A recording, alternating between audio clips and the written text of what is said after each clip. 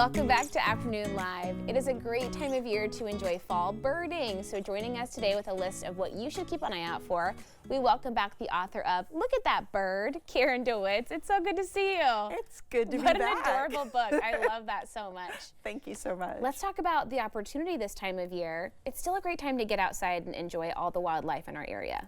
Absolutely, it's fantastic. And one of the really cool things about being a birder in this area especially is that birding shifts season to season. So it's not like, oh, you need to go out any one particular time of year. This time of year, you're gonna get birds doing different things and different birds coming through. It's migration season. Yes. And even some of our standby birds that are here all the time congregate, congregate differently in the fall. Well, let's dive in. Let's talk about pelicans. Pelicans. Hey, we've talked about brown pelicans before when I've been on the show. But right now, in the Portland metro area, you, if you're lucky, can see these big white pelicans. Wow. And they are migrating through. They are not the same as the coastal pelicans that we have on the beaches here. It's one of the biggest birds in the United States. And you can see them. That one was shot at the Tualatin River National Wildlife Refuge. Oh, nice. Just right outside of Sherwood. Yeah. And I saw one at Smith and Bybee Park just the other day. That's really cool. Yes. You don't have to take a long journey to see some of these amazing these are creatures. Local, right here in Portland. Let's talk about a hummingbird example next. Okay. One of my favorite birds is the Anna's hummingbird. And we are super lucky. Not only do we have these birds here at all, because hummingbirds only live in the New World. They only live in North and South America. They didn't have them at all back in Europe. When people came and first explored here, they thought these might be a cross between an insect and a bird. They didn't know where to place them mentally. This particular one is called an Anna's hummingbird. She's super cute. She has little teeny feet, and they stay around all year round. And if you're interested in keeping them in your yard, this would be a good time to start offering up a little something to eat. If you want to feed hummingbirds, it's a really simple recipe. You can make hummingbird nectar to put in those feeders that you can get. It's 1 part sugar to 4 parts water. You don't need any coloring. You don't need any, don't use honey, don't use brown sugar. Just simple. Plain old white sugar and to 1 part sugar, and it's in the book. It's beautiful. There's a recipe in there. Let's talk about the cedar waxwing. Cedar waxwings are one of my favorite birds here locally. They're beautiful. They kind of look like they're carved out of wood, and they have little waxy red tips on their wing feathers, and the more of those that they have, kind of it correlates with them being a little bit older.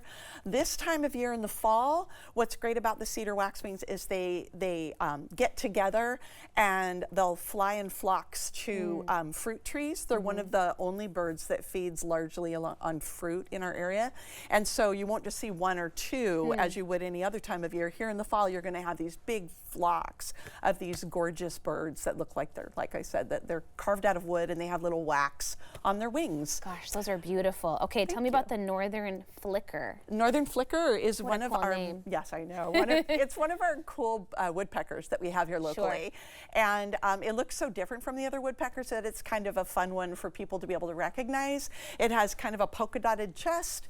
It's beige brownish instead of black and white like our other woodpeckers. And this is a male, you can tell because he has a mustache. Oh. You can see the red mustache, and that means that it's a male. And so again, this is a really fun one that you can see here in the fall. This type of woodpecker typically will eat, instead of getting its food off of the trees like a lot of our others, it'll eat on the ground. It eats like ants and beetles and things from the ground, but it will still peck at the trees.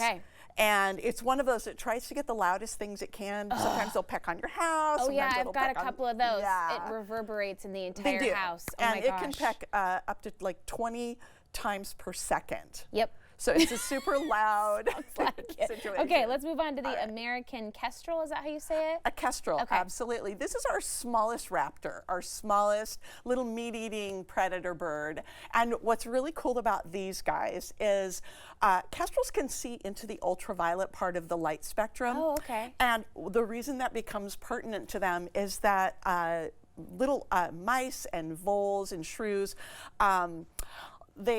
their pee reflects in ultraviolet light, And as they run, they pee. And so the kestrel will sit up on the electrical wires watching, and what we see is green grass. What the kestrel sees is a map to the trail. food, glowing, Oh my goodness. glow-in-the-dark pee. Those poor little guys have no idea. And what's really cool about this particular guy is when you're out looking at your pumpkin patches and those kinds of things this time of year, you go out to Sauvie Island, any place, you look for these, they're going to be sitting up on the wires, and you'll see their little tail kind of flicking back and forth, and that's how you know it's a kestrel. And it's looking at its little glow-in-the-dark map to food. The more you know. Okay, tell me about the goldfinch. Goldfinches are really cool. They are here all year round, but a lot of people would recognize a goldfinch in the spring when it's bright, bright yellow.